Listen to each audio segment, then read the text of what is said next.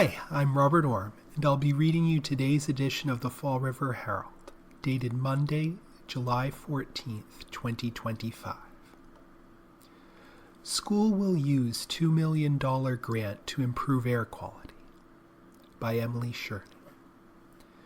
The Massachusetts Clean Energy Center is awarding $52 million in grant funding to upgrade public school facilities in need of infrastructure improvements, and Fall River's William S. Green Elementary School will receive a $2,090,315 share. Fall River Public Schools plans to spend the money, funded through the Department of Elementary and Secondary Education in partnership with the Green School Works program, on air source heat pumps and a building management system at Green.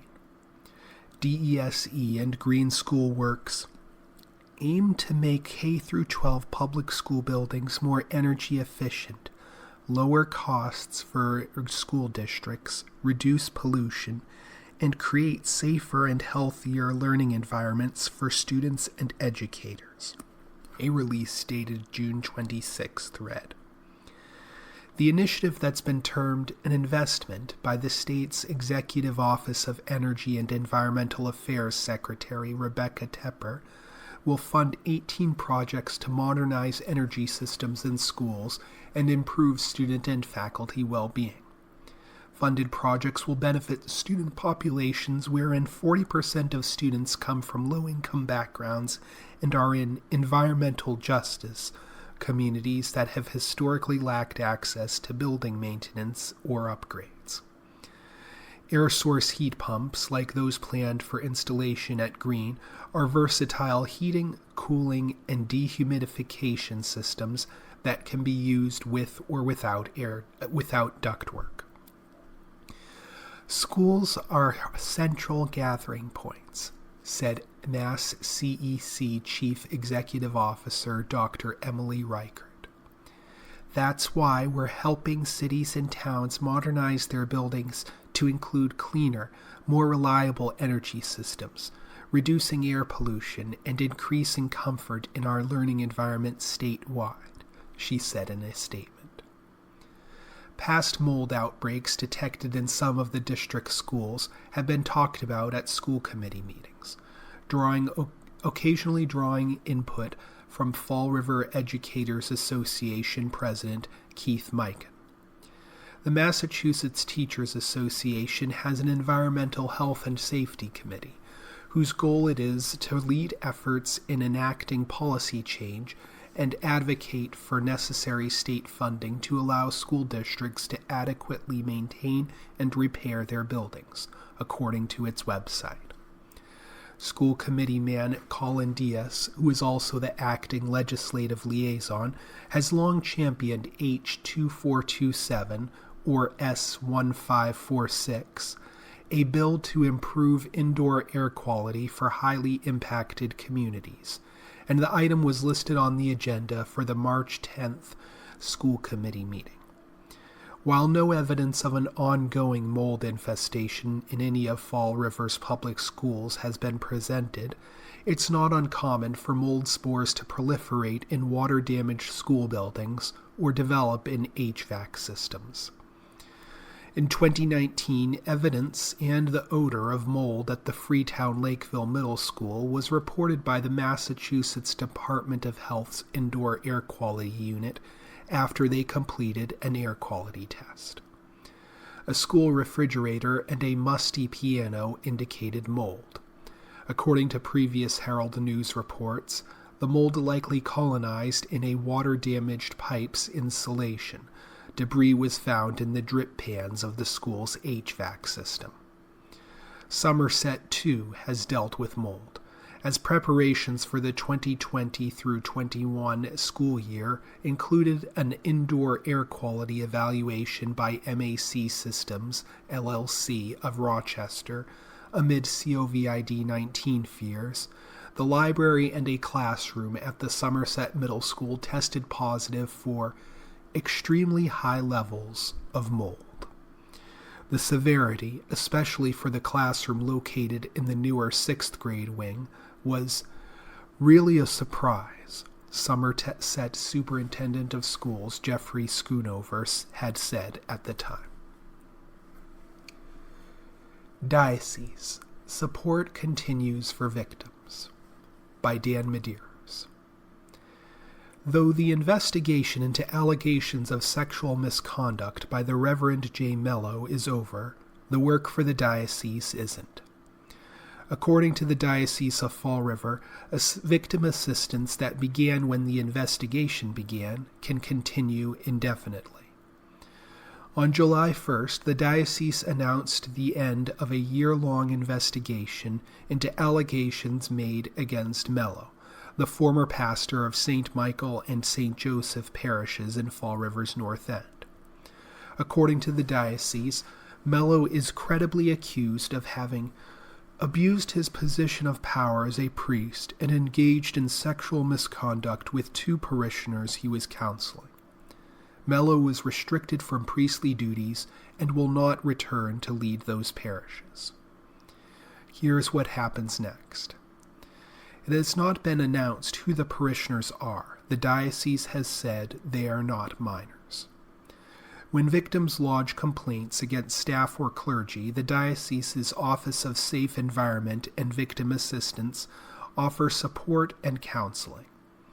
According to an interview with Director Carolyn Shipp, that can mean everything from finding therapists to assisting with insurance copays to simply being there with encouragement.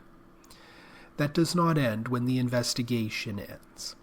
Diocesan spokesman John Kearns said, "The Office of Safe Environment and Victim Assistance continues to offer support to victims of clergy abuse and misconduct after the conclusion of an investigation, for as long as the support is needed."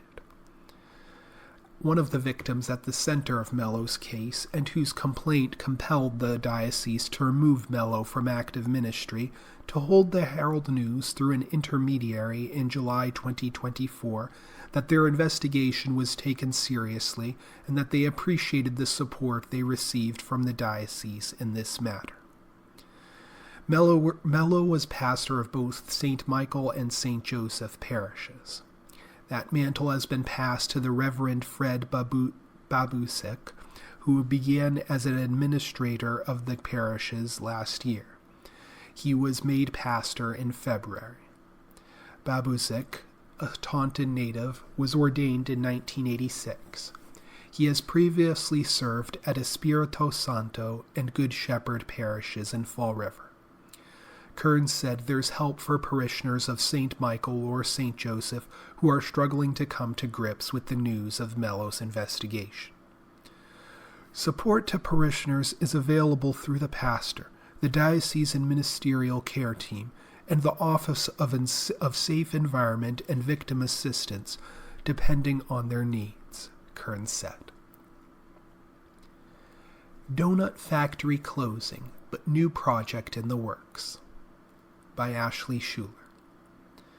After 8 years of serving up unique handmade treats in the South Coast, the Donut Factory shared some bittersweet news. The popular family-run destination for sweet and savory bites announced in a Facebook post Thursday, July 10th, that it will be closing its doors in Fairhaven come fall. But sit tight, Donut Factory fans, because this isn't goodbye, it's a new beginning, teased owner Jackie Webb and her sister Katie. The Westport resident is closing the eatery, with locations in Fairhaven and Dartmouth, to embark on something even bigger and better. The pair offered a hint of what's to come with the unveiling of a new logo for Fork Yeah handcrafted food and drinks, an indication that the go-to for gourmet donuts is looking to rebrand and expand well beyond its signature sweets. We're working behind the scenes on a brand new concept with an exciting menu, fresh vibes, and a brand new location coming your way soon, reads the post. The Donut Factory, which has been featured on the New England foodie show Phantom Gourmet, has built a name for itself for nearly a decade later in Greater New Bedford. What started as a hobby and a passion for Swansea native Jackie Webb eventually gave rise to a full-blown business that got its start on Rockdale Avenue in New Bedford before moving to its current home at 7 Howland Road, Fairhaven, in 2019. In April 2024, Webb branched out with a second express location at 246 State Road in Dartmouth, just 5 minutes away from its flagship shop. The smaller site offers carry-out service and a more focused menu of their Fairhaven favorites. Fresh, gourmet donut creations are their mainstay, but they are also known for their crazy milkshakes, special X-Factor iced coffee and lattes, steam pockets, linguica, and cheese rolls. While local patrons were saddened at the latest Donut Factory update, they also expressed excitement for new things in store. We're incredibly grateful for all the support, laughter, and memories you've shared with us. Your loyalty means the world, and we can't wait to welcome you back to experience what's next, the Webbs shared. According to the Donut Factory, the Dartmouth location is already closed. Fairhaven will be closing in September. You can still grab all your Donut Factory favorites at 7 Howland Road, Fairhaven, until then. It will be open Monday to Wednesday, 6 a.m. to 3 p.m., Thursday, 6 a.m. to 4 p.m., and Friday to Sunday, 6 a.m. to 6 p.m. Folks are advised to check out Donut Factory's Facebook page for forthcoming details on Fork Yeah. We promise it'll be worth the wait. The Post reads. Fall River man charged in attempted shooting at Garden City Center. By Mark Reynolds.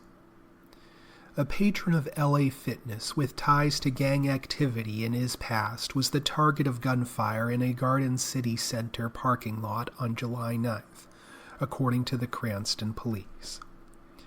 Focused on his phone and communications with a rideshare service, the intended victim looked up to see a masked man pointing a gun at him, said Cranston's police chief, Michael J. Winquist. The assault on the Brockton man, which included 5 shots taken at close range in broad daylight, was a complete failure, and it set the stage for the capture of 2 attackers in Providence, Winquist said. It's a miracle that no bystanders were hit and the intended target was not hit, Winquist said. The suspects have been identified as 21-year-old Andres Pizarro of Fall River and 31-year-old Andre Ross of Pawtucket, Rhode Island, who both have extensive criminal histories involving violent and narcotic-related offenses, according to Cranston police. A surveillance video released by Cranston PD shows the suspects waiting near LA Fitness for an extended period before ambushing the victim as he exited the gym. The Brockton man ran around a nearby vehicle and toward a Verizon store as the masked shooter chased him, shooting at him indiscriminately, Winquist said. I don't know how he wasn't struck, he said. The shooter was a foot or two away from the intended target. After the target ran into the store, the shooter jumped into a stolen car and the 2 attackers fled the upscale shopping plaza, Winquist said. The Cranston police learned about the shooting around 11:45 a.m. as they dealt with a standoff in the Edgewood neighborhood, Winquist said. A police sergeant saw the fleeing vehicle access a ramp which sent them north on Interstate 95. A state police trooper spotted the fleeing vehicle, which tried to speed away after it became clear that the trooper was following, Winquist said. Providence police joined in the pursuit, which led to an exit for the parking garage at Providence Place Mall. The fleeing car tried to enter the mall garage but was blocked from entry, Winquist said. The 2 suspects then tried to flee on foot, running into the garage just before they were captured, Winquist said. They were held at State Police Headquarters in Scituate. Winquist, citing the intended victim's past, emphasized that the shooting was not random. They were obviously lying in wait in the parking lot, Winquist said. The man who drew the fire in the Garden City lot, ostensibly after his workout, has past ties to gang activity, said Winquist. The Brockton man has also been shot in the past, said Winquist, who follows a policy of not identifying such victims by name. He was not helpful to police. He was more or less uncooperative, Winquist said. Did not want to provide a statement, did not want to press charges. The man declined to help police identify the people in custody, he said. Despite that, investigators were busily working on the case. A retired state police lieutenant and Garden City security personnel are among the witnesses at the scene, Winquist said. We have excellent video of the incident, Winquist said. We're gathering additional video as well. According to Cranston police, the vehicle suspects used in the July 9th Garden City shooting incident was determined to have been stolen out of Swansea, which experienced a rash of car thefts in the past several days. Between July 3rd and 10th, 7 auto thefts and roughly 25 car break-ins were reported in Swansea from homes across town. Swansea Police Chief Mark Foley said he cannot confirm whether the two incidents are related because they are part of an ongoing investigation. Pizarro faces charges by Cranston Police of assault with intent to commit a specified felony, felony assault with a dangerous weapon, discharge of a firearm while committing a crime of violence, carrying a pistol without a permit, discharge of a firearm in a compact area, and felony conspiracy, 2 counts. Pizarro is also being charged by Rhode Island State Police with carrying a pistol without a license, obstruction of an officer, and resisting arrest. Ross faces charges by Cranston Police of assault with intent to commit a specified felony, felony assault with a dangerous weapon, and felony conspiracy, 2 counts. Ross is also being charged by Rhode Island State Police with possession of a stolen motor vehicle, reckless driving eluding, high-speed pursuit, leaving the scene of an accident, attended vehicle, 2 counts, obstruction of an officer, and resisting arrest. Pizarro and Ross were arraigned Thursday, July 10th in Providence and held on $100,000 surety bail for the Cranston charges and $20,000 for the state police charges, according to reporting from WPRI. They are expected back in court in October. Another forecasting tool is scrapped. By Dinah Voiles-Pulver. The heart-wrenching July 4th flooding in Texas served as a stark reminder of the importance of accurate and timely weather forecasts. As extreme rainfall events grow more intense, such tragedies are expected to increase. Further improvement to forecasts is critical, but meteorologists worry that with the additional cuts planned by the Trump administration, the nation's weather and climate research programs won't be able to keep up. The latest blow was the announcement by the U.S. Navy that it would no longer transmit data from aging satellites past June 30th, roughly 15 months earlier than expected. Later, the department extended the deadline to July 31st. Without those satellite images, hurricane forecast accuracy could be compromised, say current and former scientists with the National Oceanic and Atmospheric Administration. Polar researchers who use the images to measure the extent of sea ice hope to acquire the same data through a Japanese government satellite instead. In any other year, the satellite snafu might not have gathered much attention. But this summer it exacerbates mounting concerns about the accuracy of weather prediction amid contract cancellations, staff reductions, and other Trump administration efforts to reduce the federal bureaucracy. You can't keep taking tools away from people and expect them to get the same result, said Andy Hazelton, a hurricane scientist at the University of Miami. Hazelton had been hired as a NOAA scientist last October and was dismissed in the Trump administration's widespread agency layoffs. USA Today interviewed more than a dozen industry veterans, including a half-dozen former NOAA scientists, as well as independent researchers, who all fear that the forecasts for hurricanes and other extreme weather events may become less accurate, and that efforts to monitor the warming climate could be disrupted. The flash flood deaths in Texas on Independence Day weekend are not being blamed on poor forecasts. But weather scientists say the tragedy is emblematic of what can happen when forecasts become less accurate. They cite several concerning developments, including hundreds of probationary employees were laid off and incentive packages sent hundreds more to early retirement, creating staffing shortages.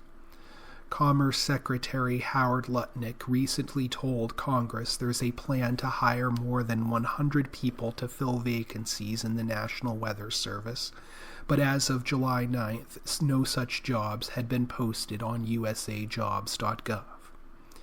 Contracts have been canceled or caught up in a bottleneck by the new requirement that large agreements must be individually reviewed by a political appointee.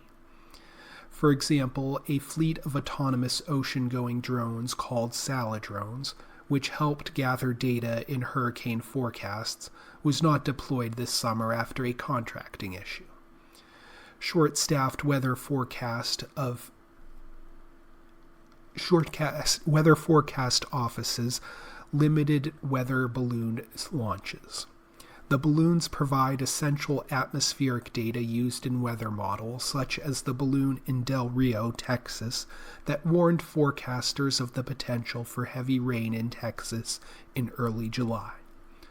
Organizers at two conferences for emergency managers and local officials that traditionally feature keynote speeches and training by National Hurricane Center scientists had to scramble when the staffers weren't allowed to attend. The White House did not respond to a request for comment on a list of questions related to this year's developments. The Texas flooding underscores the well-documented evidence of how a warmer Gulf increases the magnitude of rain that falls in the most extreme storms. However, efforts to document and explain the changing climate are being restricted by the Trump administration. The website for the program that has overseen the writing of the congressionally mandated national climate assessments every few years for decades vanished with no explanation. The project has been co-managed by NOAA, NASA, and other agencies. Hundreds of volunteer scientists who have begun working with federal agencies to complete the next climate assessment were dismissed.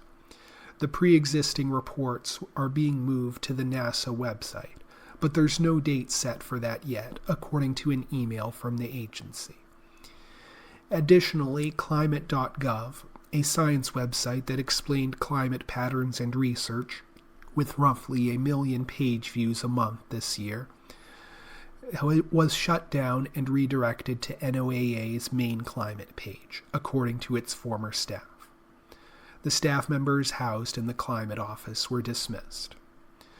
The White House proposed reducing the NOAA budget by 30% and eliminating its Office of Oceanic and Atmospheric Research, which would mean closing its research laboratories and cooperative institutes with universities. Industry veterans say the resulting chaos, combined with similar actions at other agencies, is tarnishing the nation's reputation as a global scientific leader. "We're in uncharted territory," said Michael Mann, a climate scientist, geophysicist, and director of the Center for Science, Sustainability, and the Media at the University of Pennsylvania. I hear it constantly from my colleagues outside the U.S. They're shocked, they're horrified. They can't believe it. Countries around the world have often looked to the United States for leadership on science, and now the United States is going to be left behind, Mann said. Scientists who spoke with USA Today freely volunteer that NOAA isn't perfect and could make improvements. But they say the current direction will cost taxpayers billions and risk lives when hurricane forecasts are inaccurate and the nation fails to adapt to changes in temperature and sea levels that have already made some extreme weather events more intense. The growing reports that NOAA and the Weather Service are being degraded by understaffing and budget cuts have alarmed some members of Congress, who raised the issues during recent Capitol Hill briefings. Paxton's divorce could be issue in Senate race, by Riley Beggin.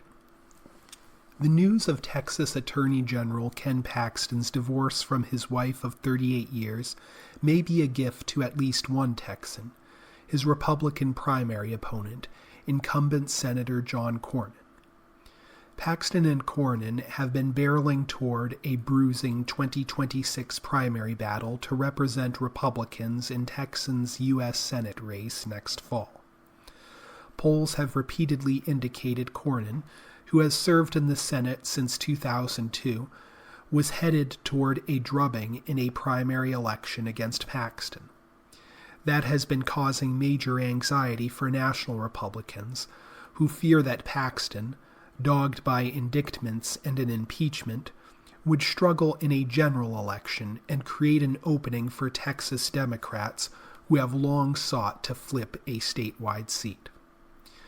On July 10th, Paxton's wife and longtime political ally, State Senator Angela Paxton, announced she would be divorcing him for adultery, in light of recent discoveries.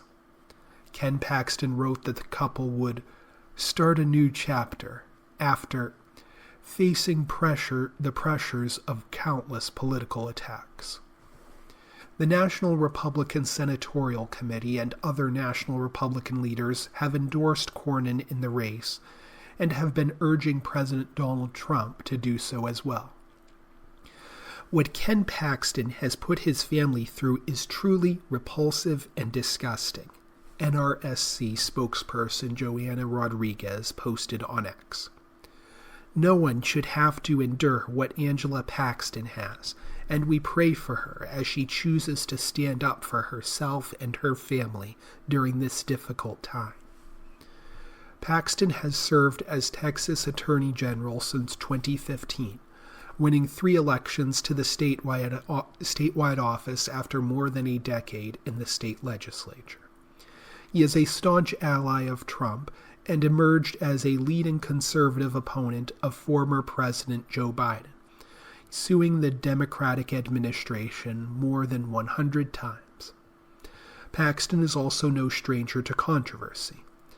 The 3-term Attorney General was reelected despite being under felony indictment for securities fraud. The charges were dropped after Paxton agreed to pay restitution to his accusers. 8 of his top aides separately told the FBI that he was using the power of his office to benefit a donor. He was also impeached in 2023 by the GOP-led State House over allegations of bribery and abuse of office. He was acquitted in the state Senate. And in early 2025, a judge ruled that Paxton had improperly fired 4 of the aides who had reported him to the FBI. Republicans currently control the U.S. Senate 53-47. The vast majority of Senate Republicans up for re-election in 2026 are in safely GOP states, but that could change for Texas depending on who comes out on top in the GOP primary. Paxton's legal troubles, which he has repeatedly framed as political persecution, have helped him garner a passionate fan base among Texas's Republican base. Cornyn has conservative policy bona fides, but he is perceived as an establishment Republican, a dynamic that is reflected in primary polling between the two. We've reached the halfway point of our program, and regular listeners are aware that at this stage of our broadcast, we move to the obituaries. However, there are no obituaries in today's edition. Cases Separated Conservative Justices by Maureen Gropp. Though the Supreme Court's conservative supermajority continues to push the law in a rightward direction, the 6 justices appointed by Republican presidents are not always rowing in sync. In the term that ended in June, the conservatives splintered in more than a dozen cases in which at least 2 joined with all 3 liberals to form a majority, including in cases important to the conservative legal movement. It happened when the court upheld the Biden administration's regulation of untraceable ghost guns and turned aside conservative challenges to Obamacare and to an internet subsidy program in cases targeting the power of federal agencies. And it happened in multiple cases involving death row inmates and other criminal defendants. I've said this before, and I'll say it again. I think liberals should be thankful to President Trump for appointing more moderate conservatives, said Josh Blackman, a law professor at South Texas College of Law in Houston and close observer of the High Court. It could be much worse for them. Leah Littman, a law professor at University of Michigan Law School and a court critic, said she's more focused on the conservative majority's decisions that she believes have major negative consequences. Littman, author of Lawless, How the Supreme Court Runs on Conservative Grievance, Fringe Theories, and Bad Vibes, said it's harder to gauge the significance of the cases in which the conservatives splintered. In the challenge to a federal subsidy program for phone and internet service, for example, the court passed up a chance to further curtail the power of federal agencies. 3 conservatives, Chief Justice John Roberts and Justices Brett Kavanaugh and Amy Coney Barrett, joined with the 3 liberals in ruling that Congress had not improperly given its taxing authority to the Federal Communications Commission. But in a concurring opinion, Kavanaugh left the door open to reviving a legal theory, mostly dormant since 1935, that bans Congress from delegating legislative power to the executive branch. It feels like the justices are treading water because they haven't yet figured out exactly what they want to do, Littman said. Blackman, however, said he's surprised by the conservatives' split over issues about federal agency authority, which was a big area of concern when Trump, during his first term, was selecting his nominees, Justices Neil Gorsuch, Barrett, and Kavanaugh. Gorsuch is saying, "I thought we had a plan here," Blackman said. When Gorsuch was in the minority, he was often joined by Justices Clarence Thomas and Samuel Alito, the court's most conservative justices, but not always.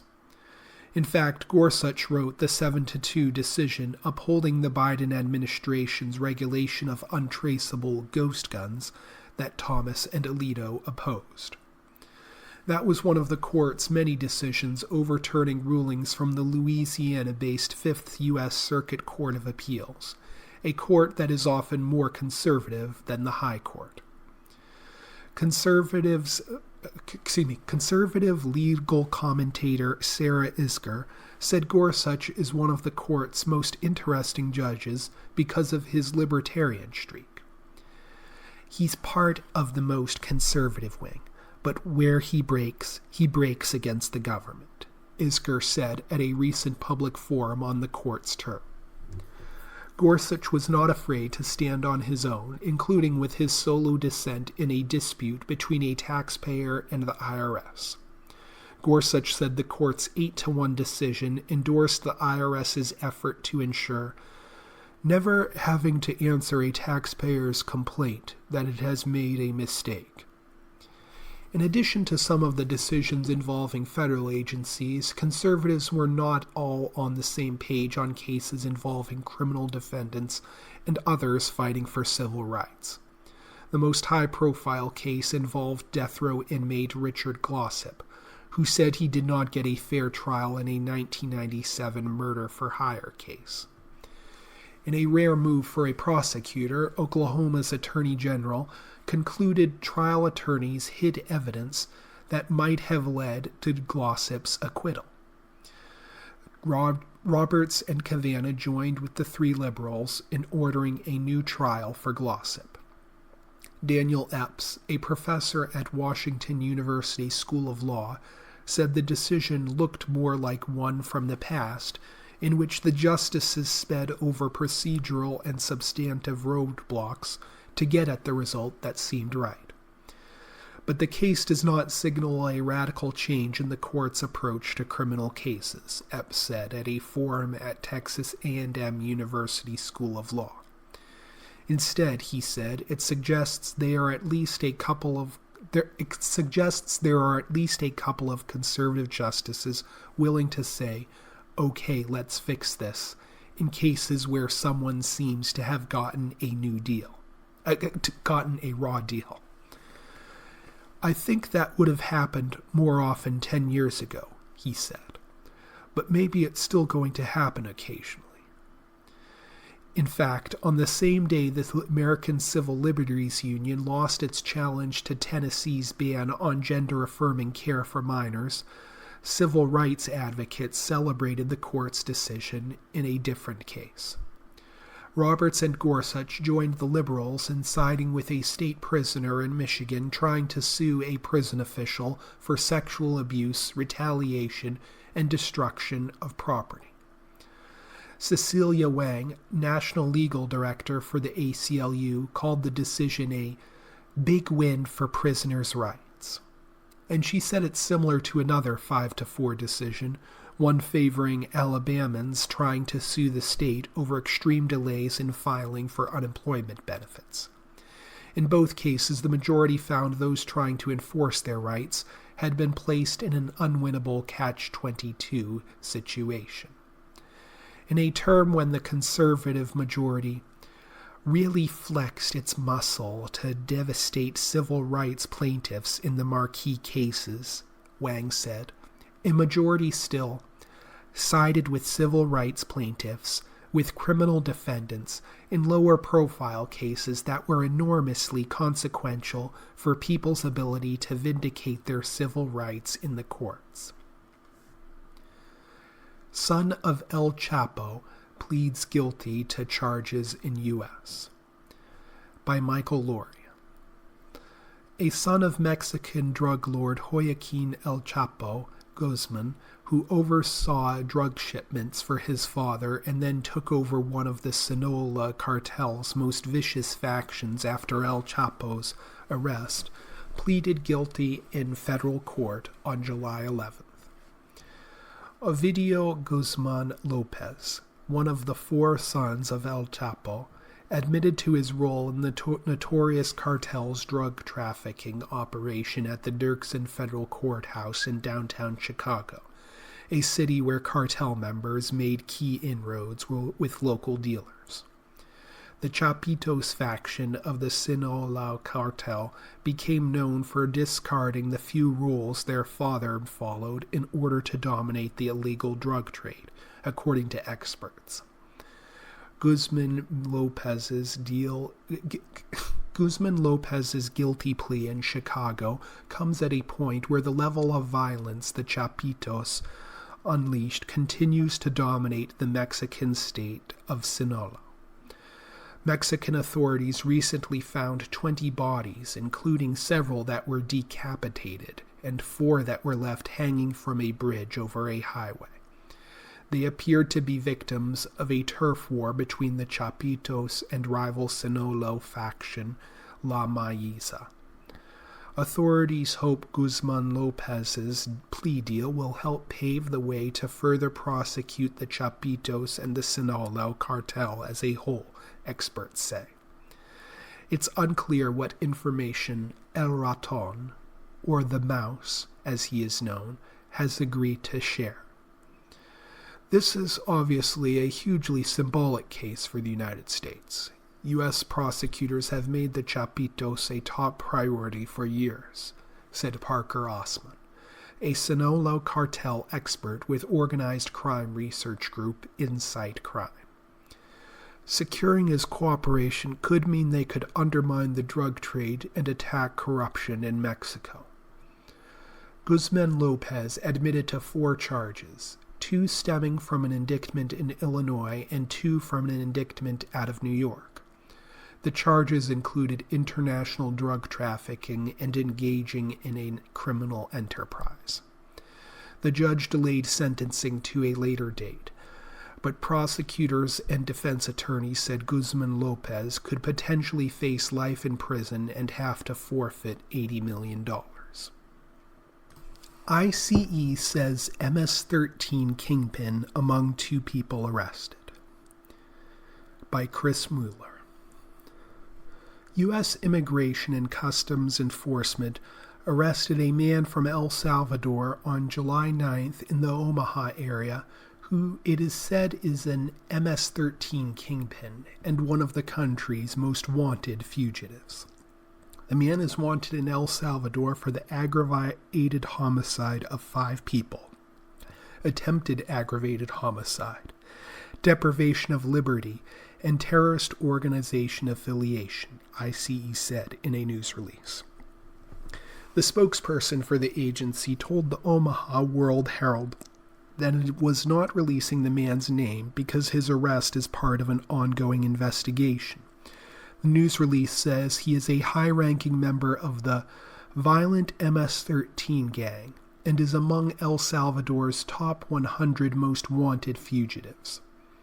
ICE said it arrested another man, 30-year-old Rene Saul Escobar Oca, describing him as a known MS-13 gang member who it said was also in the country illegally.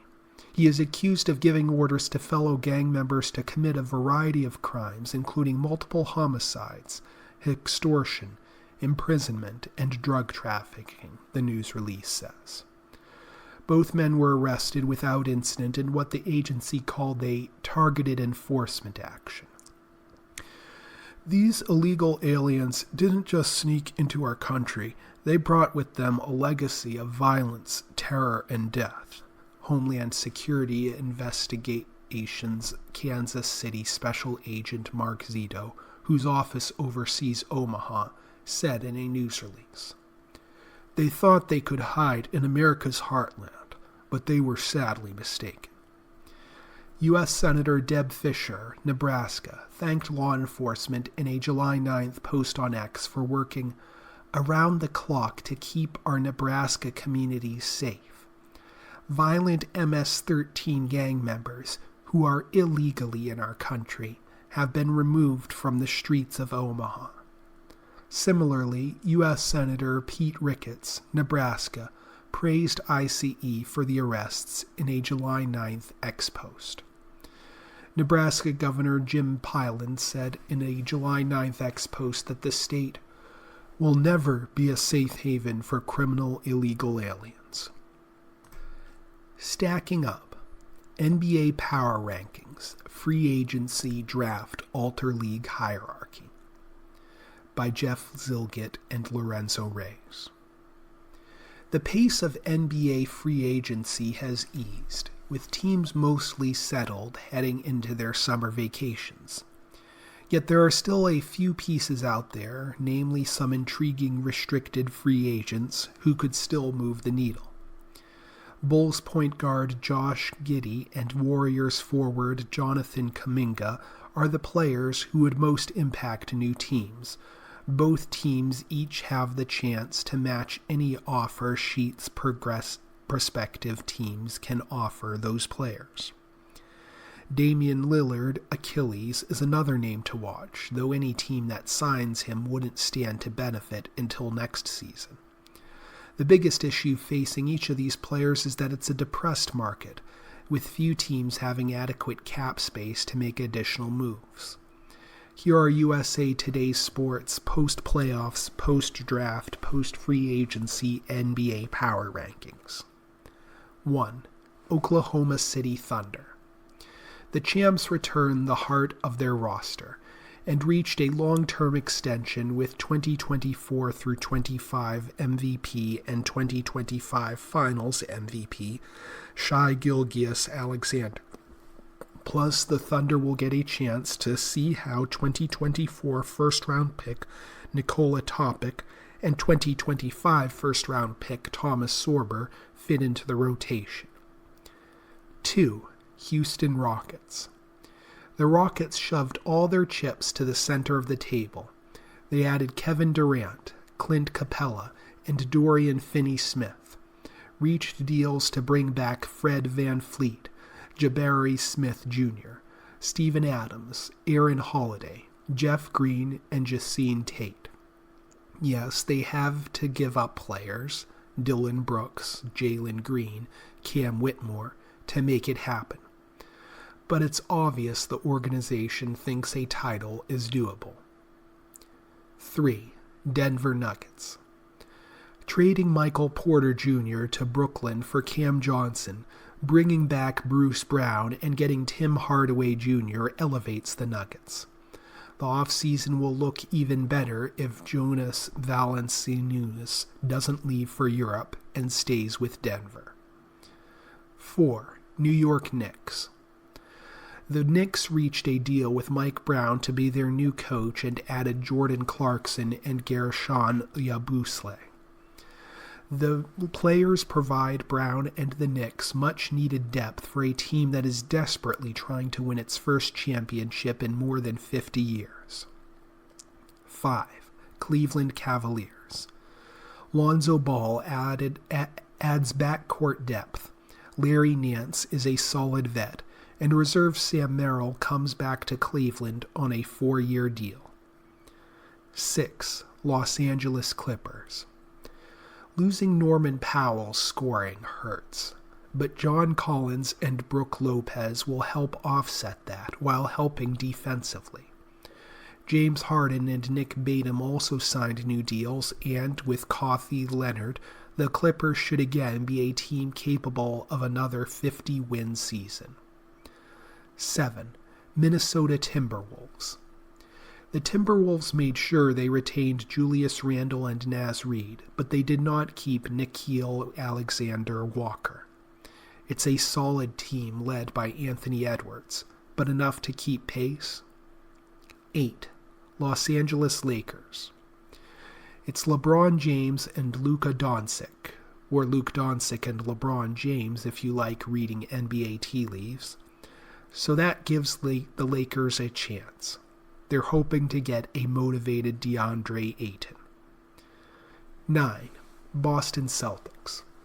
The Celtics made financial decisions by trading Kristaps Porzingis and Drew Holiday, but let's see how free agency unfolds and what they add beyond Anthony Simons and Georges Niang in trades with Portland and Atlanta.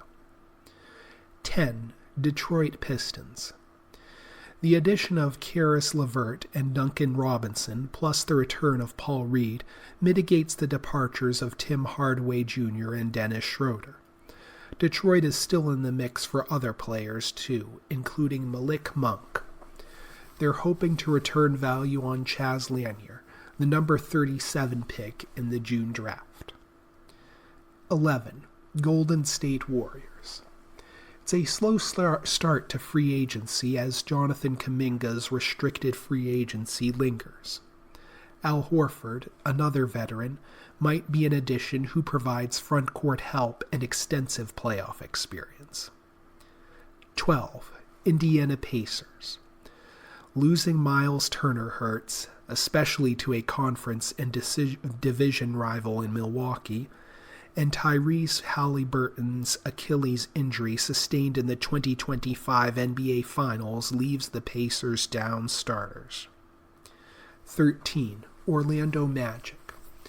Orlando acquired scoring and defense in the trade for Desmond Bane, signed Tyus Jones for backcourt depth, re-signed Mo Wagner, and drafted Jace Richardson at number 25 and Noah Penda at number 32. The Magic are trying to return to the playoffs and win a first-round series for the first time since 2010 behind Paolo Banchero and Franz Wagner. 14. San Antonio Spurs. The Spurs were quiet in free agency, asking Luke Cornett to bolster front court depth, but they didn't need to be loud. They have a young and dynamic core, particularly at guard, with plenty of players who can feed Victor Wembanyama. 15. Memphis Grizzlies. The Grizzlies changed their roster by adding Cole Anthony and Kentavious Caldwell-Pope via trade, and signing Ty Jerome and Jock Landale. Jaren Jackson Jr. received a long-term extension as well. They're hoping 2025 first-round pick Cedric Coward can make an immediate contribution. 16. Milwaukee Bucks. The Bucks waived Damian Lillard and traded Pat Connaughton, but added Miles Turner, Gary Harris, and Vasilije Micic, and re-signed Kevin Porter Jr., Bobby Portis, Taurean Prince, Ryan Rollins, Jericho Sims, and Gary Trent Jr.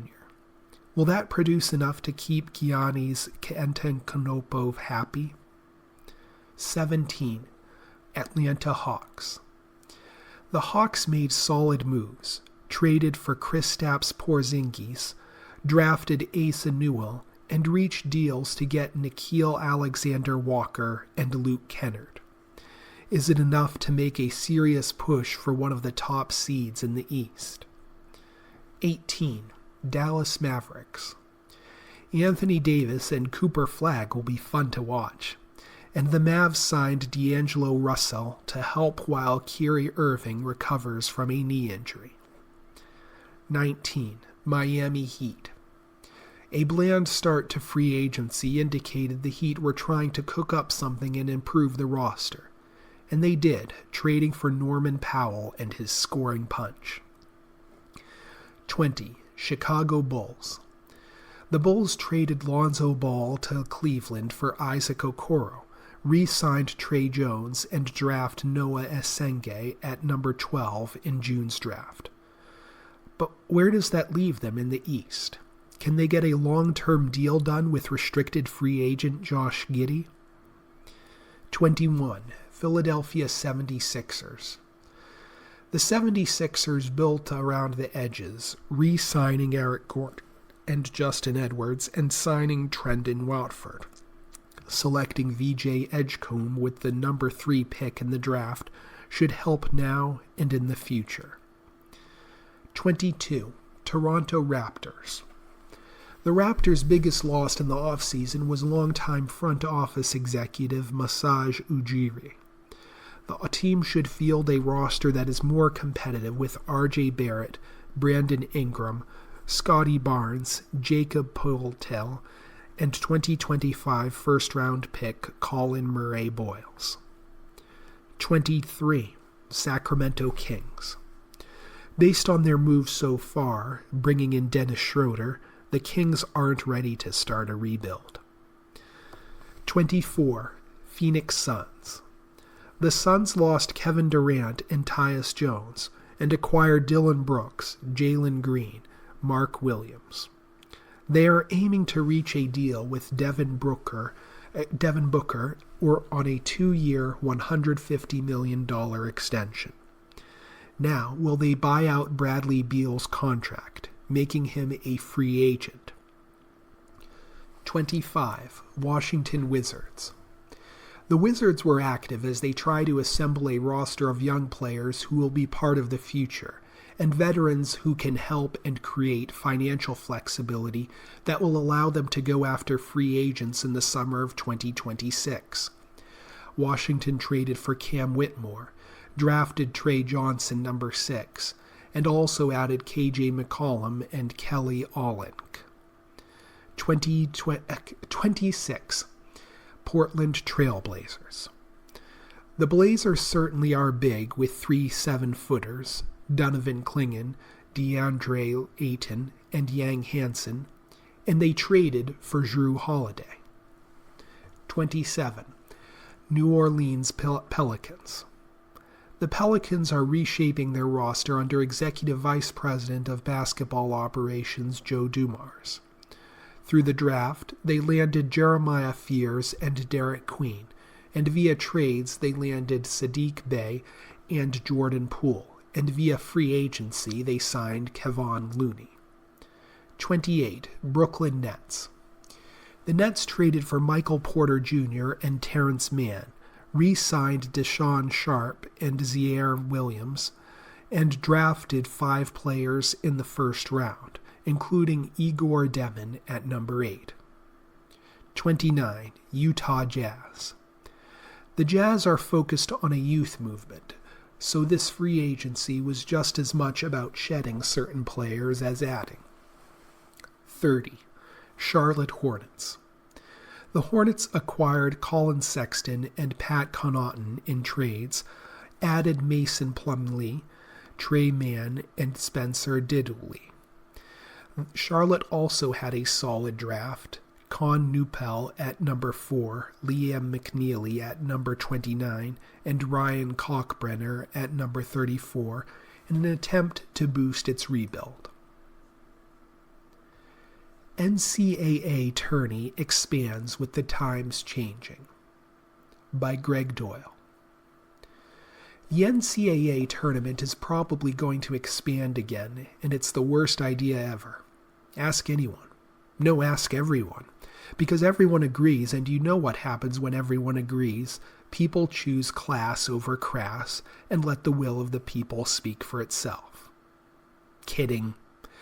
People do that thing we all do, me included at times. We go online to share our opinions in the snarkiest possible terms because it's safe. Everyone agrees on a topic, well then we all should weigh in on that topic. Think of all the likes and retweets, all the shares. Maybe we'll get a few more friend requests this week. Maybe a few more followers. It's the dopamine, baby. Give me that hit. Meanwhile, what's so wrong with expanding the NCAA tournament? Seriously, what's the problem? Better question, why do you care? NCAA tournament expansion to 72, 76.